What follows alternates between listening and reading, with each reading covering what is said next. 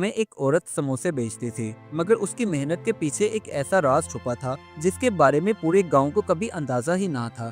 وہ ہر روز ہنستے ہوئے سموسے بیچتی تھی، مگر اس کی آنکھوں میں چھپا دکھ کوئی پڑھ نہیں پاتا تھا۔ ایک دن اس کے ساتھ ایک ایسا واقعہ ہوا جس نے پورے گاؤں کو ہلا کر رکھ دیا۔ لوگ جس عورت کو صرف سموسے والی سمجھتے تھے، وہ حقیقت میں کیا تھی؟ کیا اس کی محنت اسے نئی پہچان دے گی یا اس کی زندگی پھر سے اندھیروں میں ڈوب جائے گی؟ اس کہانی کا انجام آپ کو حیران کر دے گا۔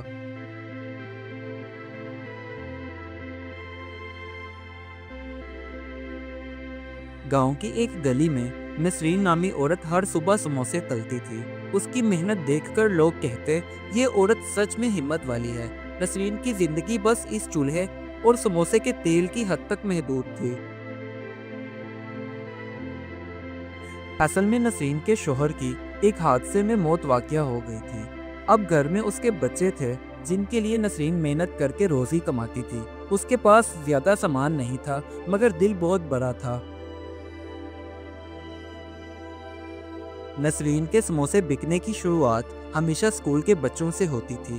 ایک اسکول کا بچہ آج اس کے پاس آیا اور سموسے خریدتے ہوئے کہنے لگا، خالہ ایسا کرو 2 سموسے اور دے دو کیونکہ بہت مزے کے ہوتے ہیں۔ اکثر ایسا ہوتا، گاؤں کے لوگ جب بھی نسرین کو سموسے تلتا ہوا دیکھتے تو کچھ لوگ اس کی محنت کی تعریف کرتے اور کچھ اس کی پیٹھ پیچھے باتیں کرتے ہوئے کہنے لگتے، سموسے تل کر کیا ہی مل جائے گا، آخر امیر تو نہیں ہو سکتی کبھی بھی۔ نسرین ہمیشہ کام کرتے ہوئے لوگوں کی ہزاروں باتیں سنتی، لیکن سب کو مسکرا کر ہی جواب دیتی، کیونکہ اس کا ماننا یہ تھا کہ روزی حلال ہو تو کمائی چھوٹی نہیں ہوتی، بہت بڑھ جاتی ہے۔ آہستہ آہستہ سردیوں کے دن شروع ہوئے تو نسرین کو سموسے تلنے میں بہت ہی مشکل ہوتی، کیونکہ ہوا اتنی تیز چلتی تھی کہ چولہا کئی بار بجھتا اور کئی بار چلتا، جس کی وجہ سے سموسے اچھے سے سکتے نہیں تھے۔ مگر نسرین نے پھر بھی ہمت نہ ہاری اور اپنے چولہے کے ارد گرد ایک لوہے کی چادر لگا لی۔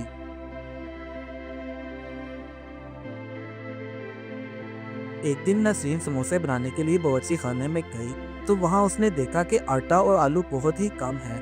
اب وہ سوچ میں پڑ گئی کہ تھوڑے سے آٹے اور آلو سے سموسے کیسے تیار ہوں گے۔ یہی اس کی سوچ کی بڑی وجہ تھی، کیونکہ اس کے پاس کوئی پیسے نہیں تھے کہ وہ جا کر اور آٹا اور آلو خرید سکے۔ ابھی نسرین پریشان حال کھڑی ہی تھی کہ اتنے میں اس کی پڑوسن شکیلہ اس کے گھر آئی اور پریشانی کی وجہ پوچھنے لگی۔ جب نسرین نے ساری بات بتائی تو اس کا دل تو چاہا کہ وہ اس کی مدد کرے، مگر وہ رکی اور چپ کر کے واپس چلی گئی۔ جب شکیلہ نے نسرین کی کوئی مدد نہ کی تو کچھ دیر کے بعد اس کے بچے خاموشی سے اپنی ماں کے پاس آ کر بیٹھ گئے اور پریشانی میں پوچھنے لگے، امی آج سموسے نہیں بنیں گے کیا؟ تو نسرین نے پیار سے جواب دیا، بنیں گے بیٹا، بس تھوڑا سا انتظار کرو۔ جب کہیں سے بھی کوئی مدد کے آثار نظر نہ آئے تو نسرین چپ کر کے دکاندار کے پاس گئی اور جا کر بولی، بھائی آٹا اور آلو دے دو، میں کل حساب کر دوں گی۔ دکاندار نے بھی مجبوری کا خوب فائدہ اٹھایا اور بھاؤ بڑھا دیے، مگر نسرین نے انکار نہیں کیا، آٹا اور آلو خرید لیے اور لے کر اپنے گھر کی طرف چل پڑی۔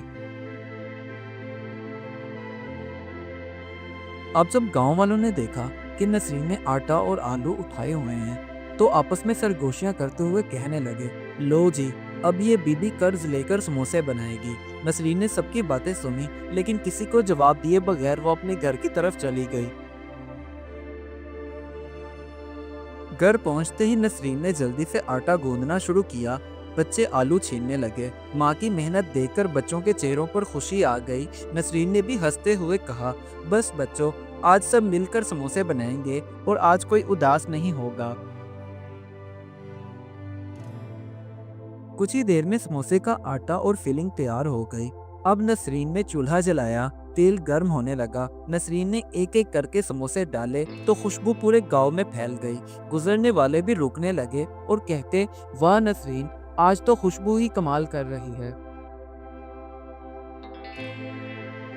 चंद ही मिनटों में उसके ठेले पर लाइन लग गई। गांव की औरतें, मर्द, बच्चे, बूढ़े सब समोसे खरीदने के लिए वहां पहुंचे तो नसरीन ने भी शुक्र अदा करते हुए कहा, मेहनत कभी खाली हाथ नहीं जाती। कुछ देर के बाद वही दुकानदार जिसने सुबह आलू और आटे का रेट बढ़ा दिया था, अब खुद आकर बोला, नसरीन बहन, अगर कुछ और चाहिए तो बताना, मैं दे दूंगा। तो नसरीन ने नरमी से जवाब दिया, भाई, इज्जत से बढ़कर कुछ नहीं, शुक्रिया।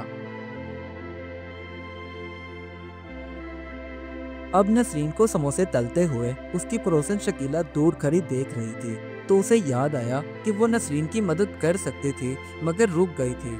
अब उसे एहसास हो रहा था कि इंसान को इंसान का हाथ थाम लेना चाहिए।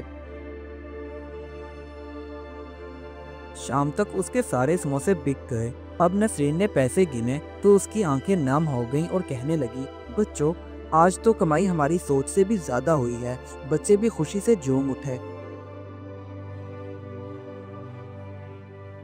अब रात का खाना खाते हुए नसीन अपने बच्चों से कहने लगी, मेहनत से बढ़कर कोई दौलत नहीं होती और हमेशा इज्जत मेहनत करके ही कमाई जाती है।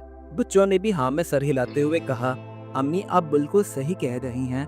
हम भी बड़े होकर मेहनत करने वाले ही इंसान बनेंगे। इस कहानी से हमें ये सबक मिलता है, मेहनत कभी ज़ाया नहीं जाती और सच्ची लगन इंसान को वो मुकाम देती है जिसका ख्वाब भी नहीं देखा जा सकता, क्योंकि गरीबी हो या मुश्किल, किरदार और हौसला इंसान को अमीर बना देते हैं। Do like my videos and don't forget to subscribe my YouTube channel. Also press the bell icon.